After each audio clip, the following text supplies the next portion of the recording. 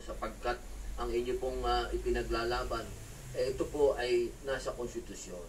Kailangan po natin ipasok sa ating isipan, sa puso natin, ang bawat kalusugan ng bawat Pilipino.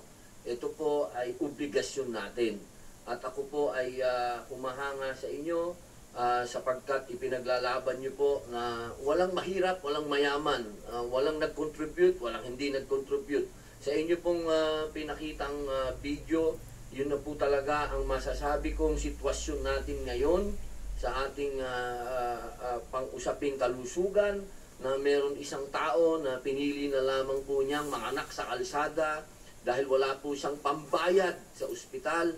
At ganun din po ang nangyari sa isang taga-gobyerno na nagmalasakit, nagbigay ng kanyang buong buhay sa gobyerno, sa suporta, sa mga programa ng gobyerno, pero sa katapus-tapusan mas malaki pa po yung kanyang hinulog sa kanyang nakuhang benepisyo.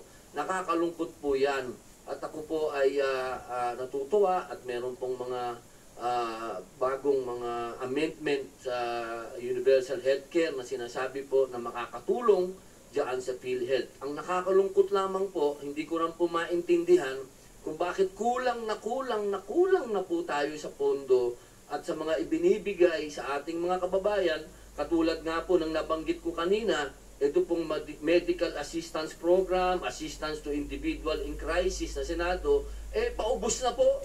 Pero tuloy-tuloy pa rin po ang paghingi ng ating mga kababayan. Hindi po natin maramdaman kung nasaan itong sinasabi nating mga insurance. At hindi ko rin po maintindihan kung bakit ito ay nalilipat pa ng pondo. Imbis na ibigay na lang po talaga ito doon sa mga taong umaasa. Napakadami po, mga mahal kong kababayan. Ako po mismo, namomonitor ko po itong MAIP nito. At talaga pong wala pong pahinga.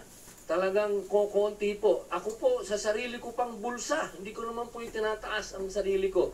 Pero sa sarili ko pong bulsa, nanggagaling na rin po minsan ng pagpapaluwal. Kaya ako po ay kasunod ng mahal nating senador. Ang kanya pong bisyo ay talagang magserbisyo. Maraming salamat po sa inyo. At alam ko pong kasama po natin lahat ang mga senador sa inyong isinusulong na dapat nating ilagay una sa lahat ang kalusugan ng tao. Maraming salamat po.